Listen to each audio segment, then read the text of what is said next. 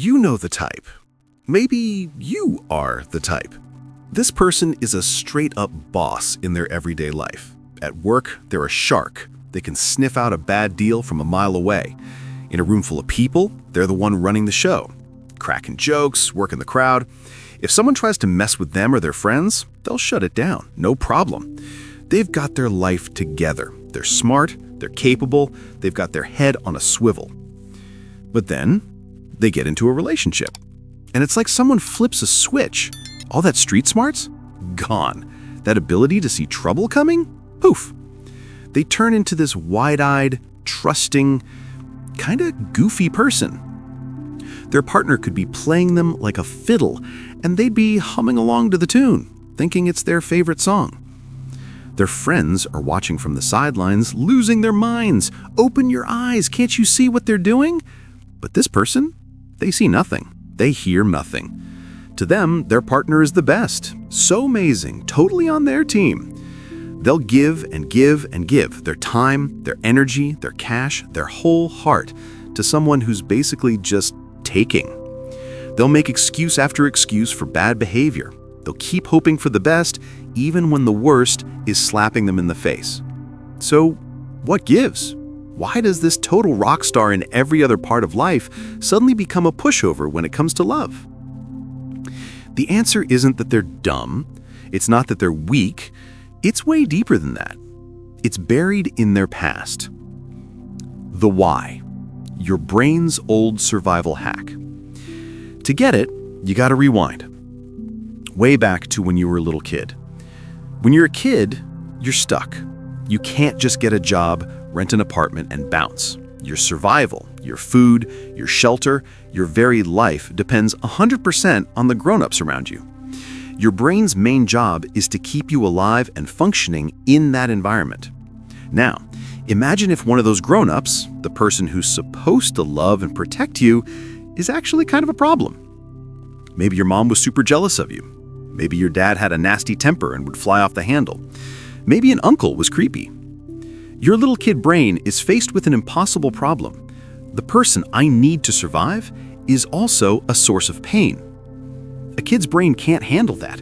It's like a computer trying to run a program that's too big for it, it would just crash.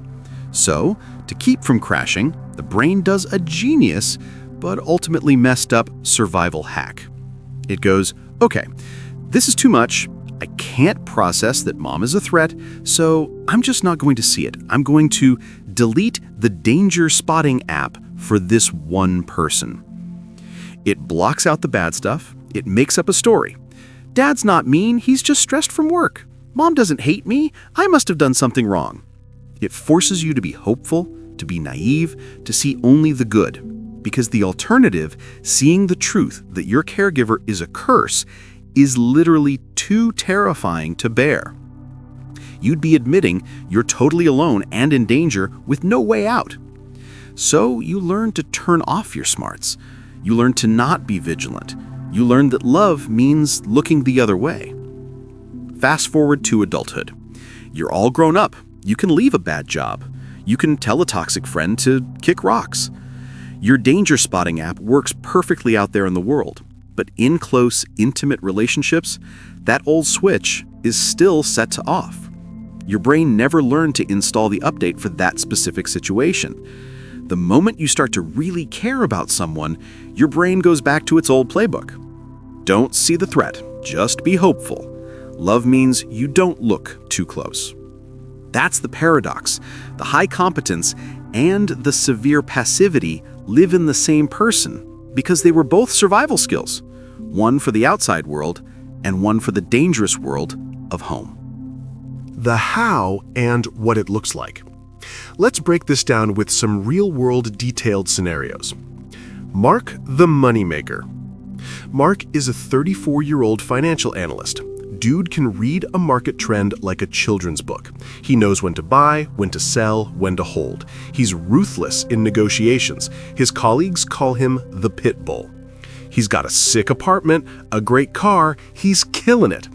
Then he starts dating Chloe. Chloe is fun, exciting, and kind of a mess with money. At first, it's small. "Babe, I forgot my wallet. Can you get this?" Mark, flush with love, doesn't blink. Then it's, "My credit card is maxed out. Can I borrow $1,000? I'll pay you back next week." He wires it instantly. Soon, Chloe loses her job. Mark is now paying her rent, her car note, her everything. His friends are sending up flares. "Mark, she's using you. You're smarter than this." But Mark gets defensive. "You don't know her like I do. She's had a tough life. She's trying her best. I believe in her." What's going on in Mark's head? Mark's mom was emotionally unpredictable. One day she was loving, the next she was cold and critical. The only way little Mark could get her love was to be useful, to get good grades, to be the good boy. His childhood brain learned, to be loved, I must provide. If I stop providing, the love will stop. Her problems are my responsibility to fix. So with Chloe, his adult brain isn't seeing a user, it's seeing a familiar puzzle it knows how to solve. Be the provider, fix her. That's your job in love. His financial genius is completely disconnected from his relationship wiring. Scenario 2. Sarah, the boss lady. Sarah runs a team of 20 people at a tech startup. She's a legend. She can fire a lazy employee without breaking a sweat. She can handle a screaming client and turn them into a loyal fan. She's confident, articulate, and powerful. At home, her boyfriend Derek is another story. He's constantly teasing her, but it's the kind of teasing that leaves a bruise. He makes little comments about her weight, rolls his eyes when she talks about her work, and never ever helps around the house. If Sarah tries to bring it up, he says, "Babe, you're so sensitive. Can't you take a joke? You're so dramatic." And Sarah shrinks. The woman who commands boardrooms suddenly can't form a sentence. She starts to believe him. Maybe I am too sensitive. Maybe I'm being a nag. She starts walking on eggshells, trying to be fun and cool so he won't make those comments. She's pouring all her energy into managing his moods, while hers are a wreck. What's going on in Sarah's head? Sarah's father was a charismatic but critical man. His love was conditional. He'd praise her one minute and tear her down the next. To survive, little Sarah learned to be hyper-aware of his moods and to blame herself for his outbursts. The lesson was, his feelings are my fault. If I were better, he'd be nicer. My own feelings are wrong and inconvenient. With Derek, her brain is back in that familiar hell. Her competence at work is about managing external problems, but her relationship wiring is set to internalize blame. Standing up to an employee is easy. Standing up to the man who mirrors her father's criticism feels like risking annihilation. Getting into the nitty-gritty. So, are you saying my parents are to blame for my bad relationships? It's not about blame. It's about understanding the blueprint. Your parents weren't perfect. No one's are.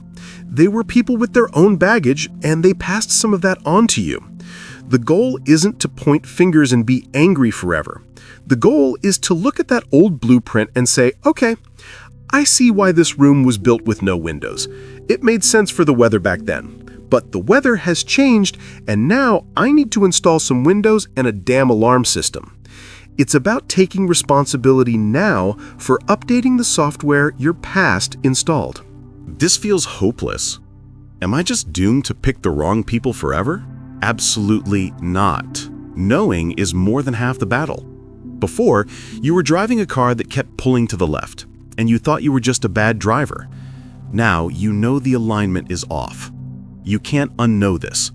Once you see the pattern, you can start to catch yourself. The moment you feel that familiar shutdown of your smarts around a new person you like, you can pause and say, whoa, my old software is booting up. Let me take a closer look at this. It's the beginning of taking back your power. What does vigilance in a relationship even look like? Isn't that just being paranoid and untrusting? This is a huge and important distinction. Vigilance isn't paranoia. Paranoia is being afraid of things that aren't there. Vigilance is paying clear-eyed attention to things that are there. Paranoia is, I bet he's texting other girls right now. with no evidence. Vigilance is, he said he was going to call at 8, and it's 11, and he hasn't called or texted. This is the third time this week. I'm going to note that this is a pattern of behavior that doesn't work for me. Vigilance is trusting your gut when something feels off instead of talking yourself out of it. It's watching a person's actions, not just listening to their words. It's setting a small boundary early on. I don't like being spoken to that way, and seeing how they react. A good person will apologize and adjust. A user will get defensive or turn it around on you. Vigilance is how you collect data to see who someone truly is. My friend is in this situation and it's driving me crazy. How can I help without pushing them away? This is so tough. The biggest mistake is to attack their partner head-on. They're in a defensive, hopeful bubble, and if you pop it, they'll just get mad at you and cling tighter to the partner. Here's a better playbook. 1. Affirm their worth.